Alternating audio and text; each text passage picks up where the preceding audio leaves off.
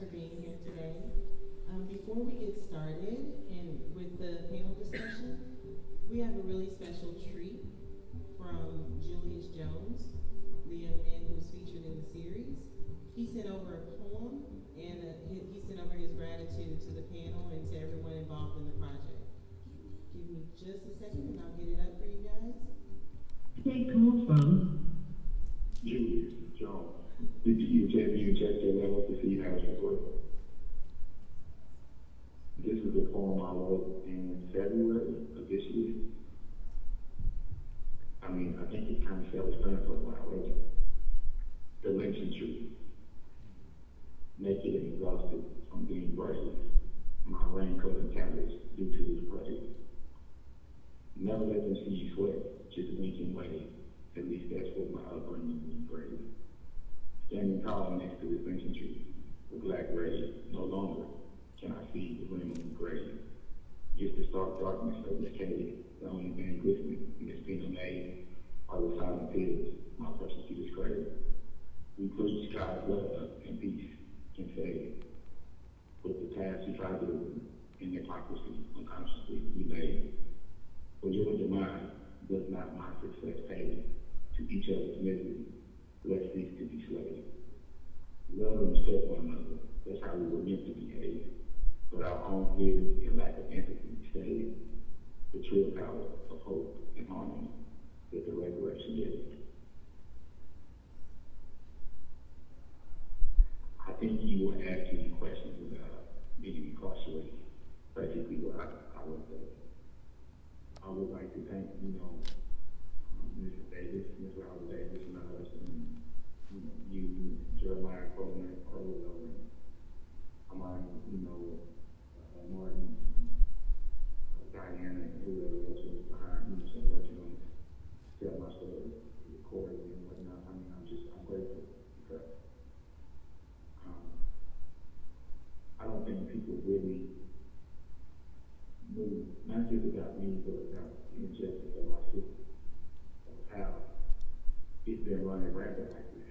And I hope people will stand up and hold those who are prosecuting people, those who are arresting and investigating people accountable to truth. And I appreciate all the letters and the people and support people that sent. I don't really have the words to capture, the gratitude I have and the love I feel. You all keep me going also, just so you know. But I think that's about it.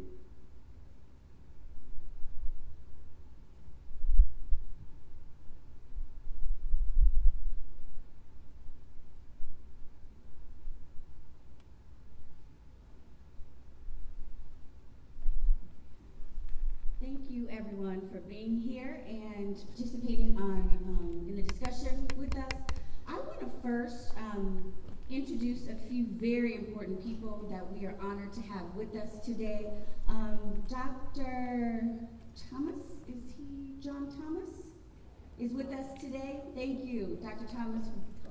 Thompson, forgive me, Dr. Thompson, for being with us today. And we are honored to have Julius Jones' family with us today. His mother, his father, and his sister are here with us today. Thank you so much. It was such an incredible and powerful story. I first want to note that at the end of the film, it talks about the DNA testing. And we know today that a hearing has been set for September the 7th regarding the testing of the red bandana. So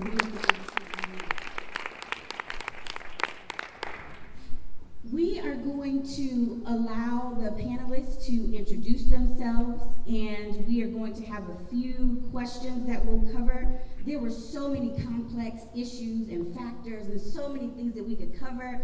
We could sit here for 3 days and talk about this movie. However, we don't have that kind of time.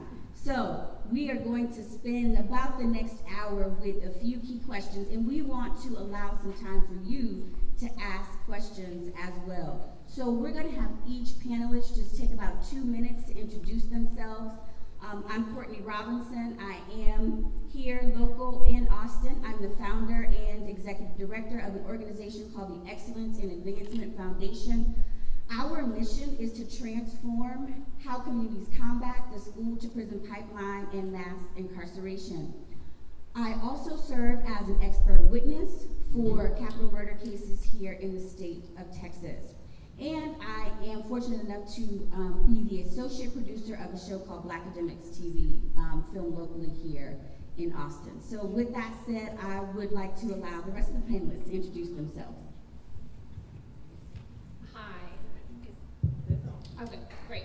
Hi, my name is Vanessa Potkin. I am one of the executive producers of the show, and also, along with Aida, who you'll hear from in a minute, was co-created the show. We came up with the concept, and in my day job, I am the director of post-conviction litigation at the Innocence Project. We are a national organization that uses DNA and other evidence to exonerate wrongfully convicted people throughout the country.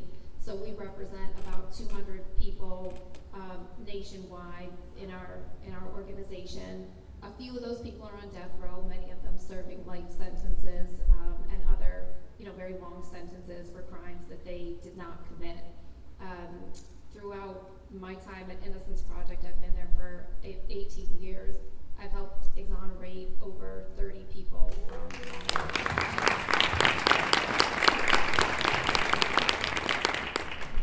Hi everyone, my name is Aida Lawson. I am an executive producer of The Last Defense and a co-creator along with Vanessa Potkin. My day job, my life's passion is I am a criminal defense lawyer. I started off actually interning at the Innocence Project at Cardozo Law School. I went on to be a public defender in Brooklyn for 6 years, representing people in felony offenses and misdemeanors and doing trial work. So not the post-conviction stuff, but the actual following the case from arraignment to trial, along with Billy Boggs. Sorry, I didn't tell you I was gonna call you out, who's here, who is a public defender that left and then ended up here in Austin doing federal and capital defense work. I am currently a partner at a criminal defense firm in New York. We do civil rights cases, we do all sorts of criminal cases, have some death penalty work, some post-conviction litigation, and we seek to exonerate the innocents and preserve the rights, the constitutional rights of every individual, even if they're guilty, and make sure that the government doesn't overreach and try to give them an unfair sentence and properly investigate the case so that there is true justice for the person that is accused. I am so honored to be here and so excited to have been part of Julius's case with this excellent team that's following along. So since I can't compete with those two in those introductions, I'll keep it short and sweet, but I'm Monty Martin, director of the Julius Jones story, The Last Defense. I'm a director-producer based in Brooklyn, New York. I have a company called Peaceful Warrior Productions. Some of you may have been at the sports-related panel before that and know that I have a big background in sports-related storytelling, but really using sports as a way, kind of as a lens into greater issues in society, race, gender, politics, etc. And I also am on, do I need this? And I'm also on a board called the Brooklyn Community Foundation, where I'm based. We work on issues of criminal justice, support nonprofits in Brooklyn working on immigrants' rights, etc. So when I'm not working, I'm trying to help any way I can. Hi, my name is Andrew Wang, and I'm head of television for GV Productions. And I executive produce this project with Viola and Julius. We're based in LA, California. One of the things we talk a lot about in the company is how do we create entertainment to create conversation. And this project really sort of speaks to sort of what our mission statement is. And so we're really proud of it and really proud of sort of what it's been doing for Julius and for other cases like this out there. And I'm from Austin, so this is a little bit of a homecoming. So thank you. My name is Jimmy Lawson. I'm Julius Jones' best friend. My job is pretty simple, to keep his mouthpiece and keep the momentum going for him. We've done a lot of events and stuff that's coming up. We did a rally at the state capitol of Oklahoma City that was pretty phenomenal. We had about 400 people come out. But the thing I love about what this team has done is, many years ago, I talk to Julius every day, so his mindset, probably 4 or 5 years ago was exactly what he talked about losing hope. It has God forgot about me. So he made a promise to himself between me and him that, put it in God's hand and allow somebody such as this team allowed to be his case be exposed. And I told him once they picked it up, I said, here's your chance. Here's what we've been talking about, having your ability and your story to be told. Because his biggest fear was, being executed and never having that truthful story told. So I'm thankful for this team right here. Let's give it a hand. Because now, when I talk to Julius, his mindset is very hopeful. It's an upbeat. The amount of letters that he's getting on a daily basis, and I'm just forwarding his address to everybody that hits me on Facebook, like everybody. So he's getting probably 75 to 100 letters per day. And it's beautiful. It's beautiful to hear his voice. It's beautiful to hear that hope back in his tone. And that's a tribute, man, to this team right here. I second that. My name's Amanda Bass, and I'm one of Julius Jones' attorneys.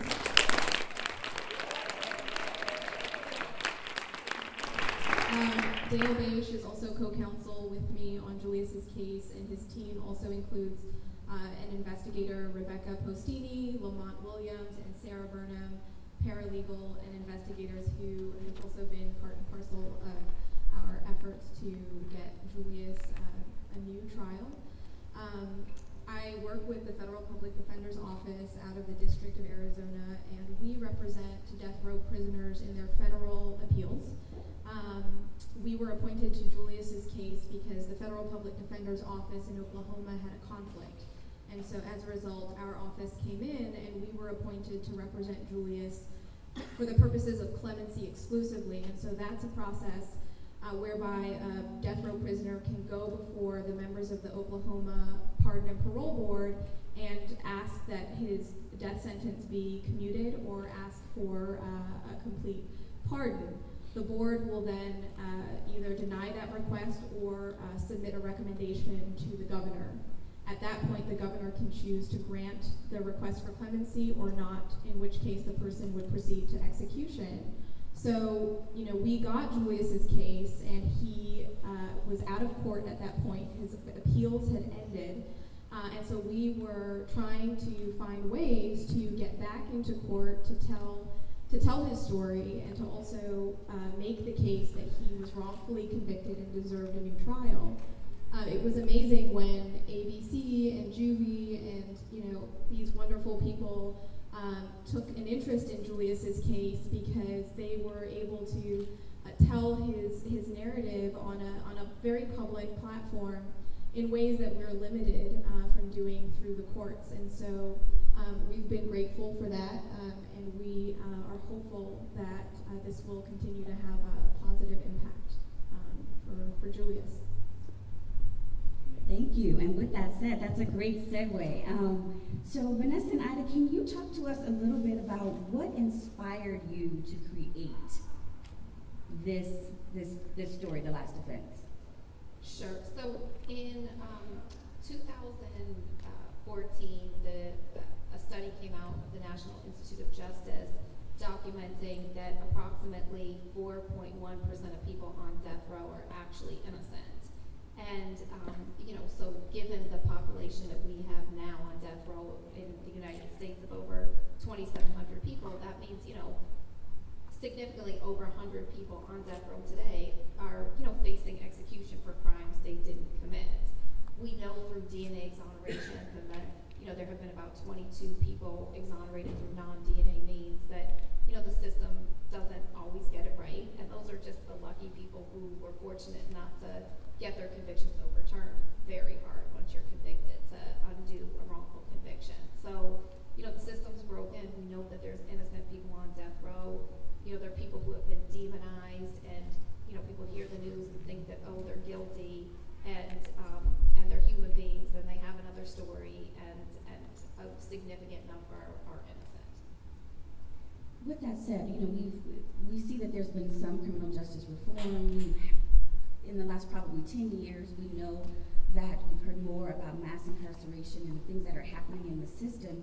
But Vanessa, what was your hope? What, you know, sort of what were you looking for in terms of an outcome with sharing Julius's story?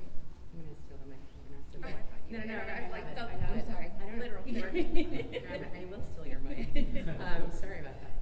So we largely wanted to humanize the experience of someone who's wrongfully accused, because once you care about someone who's wrongfully accused, then as a juror and as a nation, your ears start perking up about, wait a second, this is not as simple as the prosecution is saying. There's more to the story. But the secret legal fantasy was that it would have this amazing ripple effect so that the world could feel the same outrage that we feel as defense lawyers.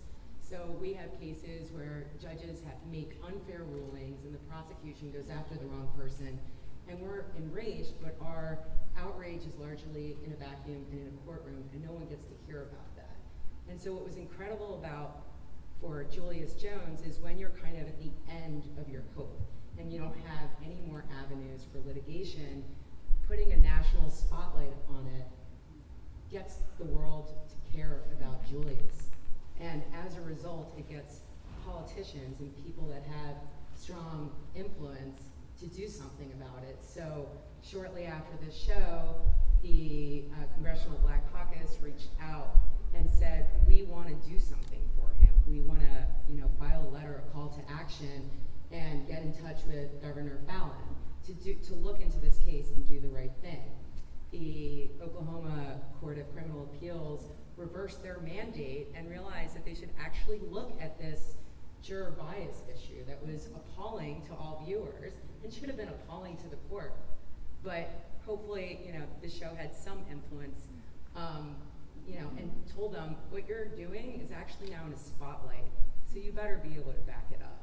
So seeing that was like, that was my favorite thing. People, Republicans, Democrats, rich people, poor people, white people, black people, everybody was outraged for Julius. And it's like, for me, I was like, oh my God, we're unifying the country. This is incredible. But on a not so national spotlight level, what was so, what touched me the most is that Julius's family now doesn't feel alone. So that they have the support and love of the world, and that they're heard and Julius is heard, to me is a beautiful thing. And I finally got to meet them last night with Vanessa, and it was such an honor. And I'm so grateful that you guys opened up your lives. It's a very vulnerable thing to do, and it's risky because you don't know, it's going to be a Dateline production, and they say, oh yeah, say something, and then they make your loved one look guilty. So we're so glad you took the risk, and that this guy was able to connect and actually show everyone who your family is about, and that's a beautiful thing. Amen. Absolutely. Amen. So, in creating this show, you had this wonderful partner, Andrew Productions. So I'm wondering, Andrew, if you could talk to us a little bit about Juby's approach to this particular project and sort of what moved them about this production.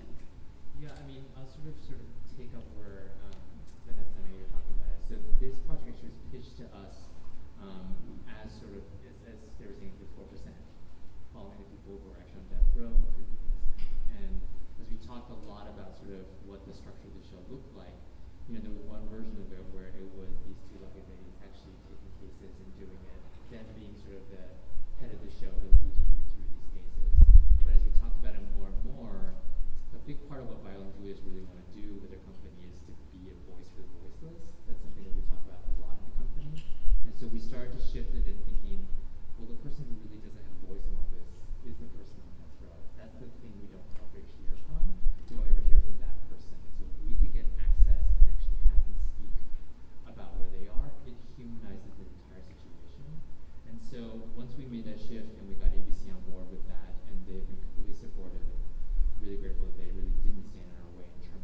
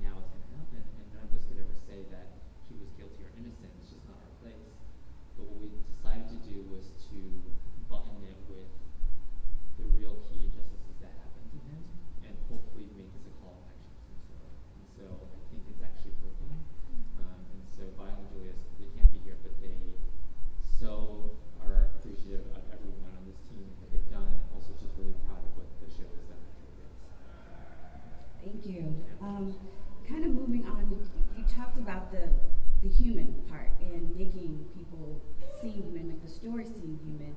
And Imani, you did such a beautiful job at helping us feel Julius, even though you weren't allowed to film him inside of the facility. Can you talk to us a little bit about your approach to directing this project, and what was your strategy with these challenges? Sure. So I'll start by saying that, when I joined the team, the other story, the Darlie Rotier, Texas case, was already kind of in the pipeline, that had already begun. And when I started, there were 4 or 5 cases, and I had to choose one that we were going to go forward with. And I think Aida and Vanessa, they really liked Julia's story, but there were other compelling stories that were out there, some in Mississippi, some in Alabama. So I took a trip with Jeremiah Crowell, who was another executive producer on the show. And we went, our first stop was in Oklahoma City to meet the Jones family. And so I went, met the Jones family, fell in love with the Jones family. Julius happened to call while I was there, so that was the first time I actually spoke to him and heard his voice. And then looking at the compelling circumstances of the case, finding out a little bit about the culture of Oklahoma, which was very alien to me, but I thought would be an interesting context. I then really pushed hard for this story, just because I knew how great the Joneses would come across on camera. I then encountered other folks, the best friend, Jimmy Lawson, who I knew was going to be, also incredible on camera, as he's turned out to be, and so much more. And that's how, and then we ended up sort of pushing it, and Julie was on board, everyone was on board. But to answer your question, I watch a lot of music documentaries on Netflix, and a lot of the best ones. So there's a great one on Nina Simone, a great one on John Coltrane, a great one on James Brown. And a lot of the narratives are told by, the stories about people who've passed on. And so the narratives are audio tapes that they had left. And so the story is told with images, but also just with this audio. And in this case, we initially hoped that we were going to be able to bring cameras into the prison. We found out that, even though Oklahoma technically allows it, that they were going to kind of stonewall us. And so we started to record Julius. And that actually allowed us to, record hours and hours of him. And because Julius is so eloquent and so good at telling his own story, so intelligent, that we felt that we could actually have a really viable way to kind of tell Julius, for Julius to be very present, even though we didn't have a camera on him. Awesome, thank you. Amanda, we saw, let me first ask this. In your experience with death penalty cases, what is the talk to us a little bit about your experiences around the cases, and then I'll ask the second question. So before working at the Federal Public Defender's Office, I worked for a year at a small nonprofit in Montgomery, Alabama, doing capital post-conviction work. The main part of what we do when we get a case in federal habeas proceedings is to aggressively investigate, number one. Oftentimes, federal court's review is limited to the record that prior counsel made in state courts, and so we're relying on what that record looks like, but we're also trying to take apart a case and contact witnesses anew and figure out if there is any information that might shed light on the reliability of a person's guilt or of the propriety of a death sentence. And so we put that into a federal habeas petition, and we hope that the court will grant a request for an evidentiary hearing, for fact development, so that we can further bolster our claims that this person was sentenced or convicted in violation of their federal constitutional rights. Review is quite limited because of a statute called the Anti-Terrorism and Effective Death Penalty Act, which makes it really, really hard for people sentenced to death to get federal court to take seriously and to look at the merits of their claims. So oftentimes we hope that a court on appeal will take those claims seriously, but again, the hurdles are profound and relief is really, really limited by the time a death penalty case gets to us. Thank you for sort of helping us sort of have a huge and big picture. When you talk about the hurdles, I think most people in this room, most people in the country understand that structural and institutionalized racism play a huge role in our criminal justice system. And at the end, we heard you all talking about the juror and how race could have tainted Julian's case. So can you talk to us a little bit, how does this change your approach when you have a case where this has been uncovered in the way that it has been in Julian's case, in Julius's case? Yeah, well, it gives us more things to fight about in court. So there was a study that came out in April of 2017, and it was a study that was commissioned by Oklahomans, and it studied Oklahoma's capital punishment system.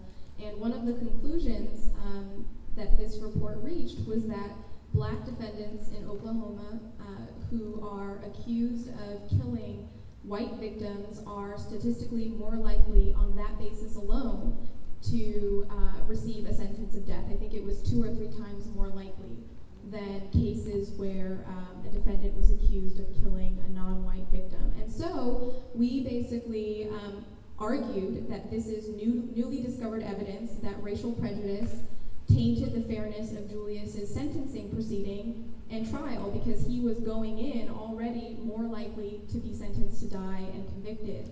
So we filed a petition in state court saying this is new evidence. We would like a hearing where we can actually prove our claims.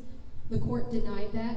We asked them to reconsider it. They denied that again, so we took that up to the U.S. Supreme Court and filed there in December of 2017 a petition asking the U.S. Supreme Court to direct Oklahoma's courts to take seriously our claims that racial prejudice tainted the fairness and accuracy of Julius's trial and sentencing proceeding. The Supreme Court has been considering that for the past 8 months. They have not reached a decision, but they may do so this fall.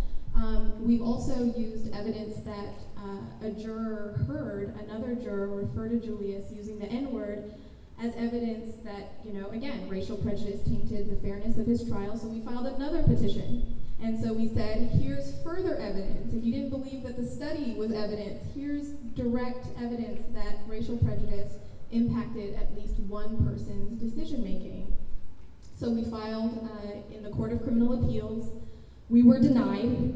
As Aida said, we asked them to reconsider that denial. And a week after the last episode aired, they recalled their mandate and decided to reconsider the case.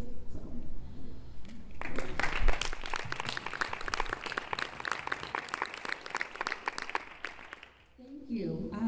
Before we turn it over to the audience, I want to ask Jimmy, when you were approached to participate in this series, what were you hoping to add or to help in terms of Julius's story? You talked a little bit about it, but I want you to talk a little bit more about it. And then also, just tell us what motivated you. Well, first when Monty called me and I said, who are you working for? He says, ABC. I was like ABC? Like the national ABC? He's like, yeah. I was like, well, here's my theory. So I told Julius, I said, if I was him and he was me, right, I could be the one behind bars. He could be my best friend on the outside, right? And I took that approach. I said, well, if I was him and he was me, I would want somebody to be a voice for me if I was in that predicament. So that's the output I took with Amani. I said, hey, I'm going to do whatever I need to do. Whatever you want me to do, let's do it. So, we shot everything, and it came out to be successful. And, Julius is very, very, he's the type of person, I always tell people his mental capacity, he's a very smart person. And believe it or not, I have not seen him. I tried a few times to go down to see him, so I haven't seen him physically in 19 years.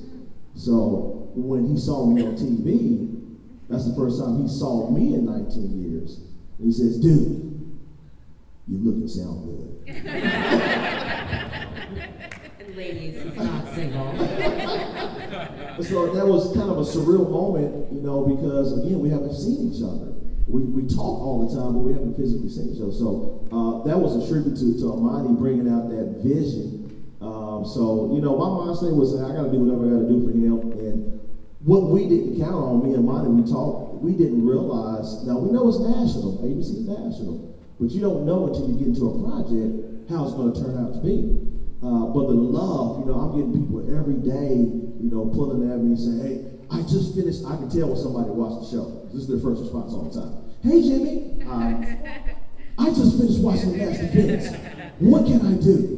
Right, so I know the impact that this show is having to a lot of people around the world, and it's fulfilling because, again, you know, Julius is at the point where he didn't have any hope. Now he knows the world, right? The world knows the story, and that was pretty awesome for him. So when people ask you, what can we do? What can we do? What are our next steps? How do we advocate for the Juliuses in the world? Yep, so I've got a link that for Julius's case, I'm pushing people to write letters to the governor, write letters to the Court of Appeals, all the other jurisdictions in the state of Oklahoma. Just flood their mailboxes, flood their emails, because the more they hear about it, something's going to happen. Something has to happen by default. So, and, you know, this case is a really a springboard for other cases that are like him, because he said, I asked him, I said, well, you know, you're innocent. How many other people do you think is in your position that's innocent? He's like, you just have no idea, Jimmy. You just have no idea how many people, you know, are down here that hypothetically be innocent. So, you know, he's being a voice for not only him, but all the other cases out there in the world. So that's what's exciting for him too. What was the next question? I forgot. What are your next steps? So we have an event coming up next Friday for the court hearing. We're trying to pack out the courthouse.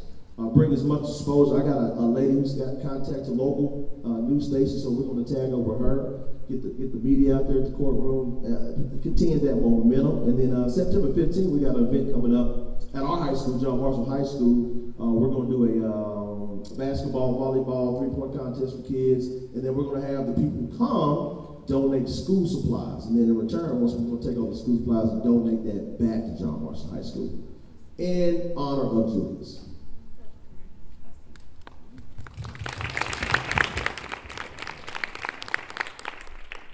Defense has created so much visibility, and the impact has been huge, and we're already sort of starting to see the change. It's a beautiful story, a beautiful project. I'm not going to keep talking. I'm going to allow the audience to ask questions. Good afternoon, how are you? My name is Phil Elam. Thank you very much for this project. I have two questions. First one is for Aida and Vanessa. With the advent of DNA technology and personal identification, do you foresee wrongful convictions being less likely in the future? And if so, will that primarily affect only the privileged and be less available to those people of color and economically challenged? Vanessa's going to take over the, can you hear me? First of all, one would hope with the advancements in DNA technology that wrongful convictions will be less likely in the future. But the problem, particularly with death penalty cases, is that the leading cause for wrongful convictions in those cases are informant testimony. So I think out of the 162 death penalty exonerations, only 20 of those were due to DNA evidence exonerating them. So it continues to be an uphill battle. But I'm going to let Vanessa address the Innocence Project's work on behalf of defendants where DNA testing is actually available. Yeah, I think that, sums it up mostly. The number is it's estimated less than 10% of criminal cases, violent cases, have DNA. So DNA is never going to be the answer. It's not going to, it may make it fair for a very small set of cases in the criminal justice system. But even with that, you pointed out, issues of inequity, because, if the prosecution is pursuing a case, they want to do DNA testing, they may do it, right? But if they lock in on a suspect and they get a confession, maybe that confession is false, they feel like they have enough evidence to go forward, they'll probably not do DNA testing. And then does the defense have enough resources crisis in this country of indigent defense, where, you know, public defenders are totally overburdened and, you know, don't have the resources to really do what our Constitution requires in terms of providing adequate defense. You know, we don't fund public defenders like we need to, and we have this, you know, crazy system of mass incarceration where, you know, we have a system that's not built to handle as many cases as, you know, as we have going through it. So in cases like, you know, places like the Bronx, at a certain time, people who were accused of misdemeanors wanted to get a trial, right? They didn't want to just plead guilty to something they didn't do just to get the case behind them. And they couldn't even get trials for 2 years because the courts were clogged. So, you know, we have created this volume-based system where we can't even, you know, responsibly, you know, handle the cases that are going through the system. So our hope with DNA is not that it's going to identify every innocent person, but it's going to shed light and show that the system's broken. It's going to help who it can help and show that we need to reform, you know, how we're dealing with informants, you know, look at the causes of wrongful convictions in every case and say, you know, we've got to, you know, take a step back from this system that's out of control. And make prosecutors accountable. Okay, we have another question. Oh, wow. First, I want to pay respects to the family. Thank you so much for being here. This is important, and it's awesome that this is showing in Austin, where our systems are broken too. We're liberal and tolerant and diverse, so we say. But I think our police department has been investigated federally at least twice, and maybe a third time. I could have that wrong, but I know at least twice we've had investigations here because of wrongful events. But this is a film festival, and as a storyteller, I'm watching this, and I was, of course, blown away. You said how we're left feeling. I feel sick. I feel sick that those kinds of things can happen. As a filmmaker, what struck me is that with interviews, with this kind of storytelling, how were y'all able to get the public defender to, the way he's talking, I mean, it's like, come on. What he's admitting that so much was done or not done that should have been. How are you able to get someone to admit that kind of thing, and how do you deal with, as a storyteller and filmmaker, the fear that that might not come through? Like, I'm surprised he was able to say that. Yeah, everyone's surprised about that. So, you know, on my very first trip to Oklahoma City, the same day that I met with the Joneses at their home, I was also at the Oklahoma County Public Defenders. I met David McKenzie and Robin, the two public defenders featured in the story. And, you know, as he was kind of telling me about what happened, I'm like, is this guy, when I come back with cameras, is he going to still be here? Because he was really, I mean, it felt very self-incriminatory what he was saying about his performance. He's currently a successful criminal defense attorney in Oklahoma City. I felt there was a lot of risk, actually, for him being as honest and forthcoming about his failings earlier. David, in particular, more so than Robin, who was just kind of a young attorney at the time and just didn't have that experience. It was over her head. But, you know, I think part of it is, you know, I have a journalist background. I think I developed my chops working for Real Sports. It's a journalistic show, so I'm always interested in getting both sides. So I think he felt that, one, it was going to be on ABC, that there was have to be some integrity behind that, but that I wasn't judging him. You know, I was listening to him. I think he felt the need to, in some ways, pay penance for his poor performance. He got, you know, I guarantee you, not a week goes by that David McKenzie doesn't think about Julius Jones and his role in his being. So I think a lot of it just has to do with, you know, listening to people without judgment and letting them kind of tell their story. Okay, this is going to be our last question. I'm sorry. No pressure. Again, thank you to the family and to the team. Publicity is a good thing. Has there been any unintended negative consequences or heightened risks to Julius's case or his loved ones as a result of the increased publicity, i.e. public servants facing the possibility of going to jail and being concerned and covering up and so forth? I got the impression that when this all comes to light, people may do lots of things to keep everything from coming to light. And is there concern about any negative consequences and unintended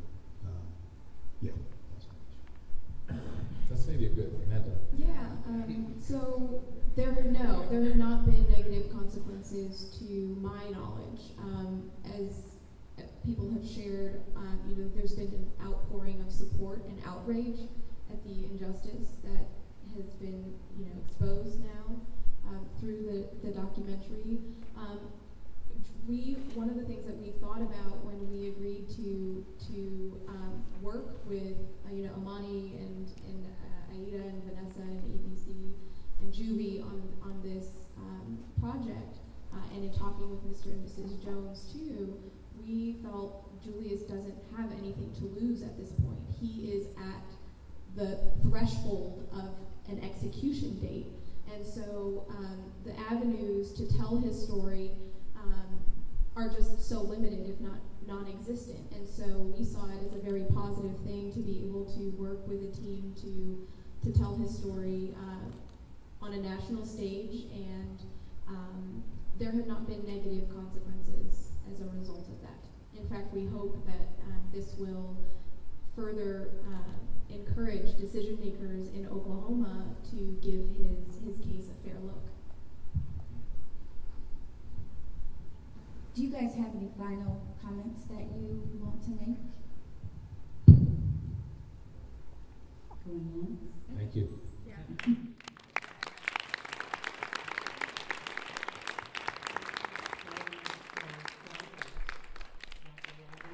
you for all of the panelists. We really appreciate you guys making time in your schedule to come down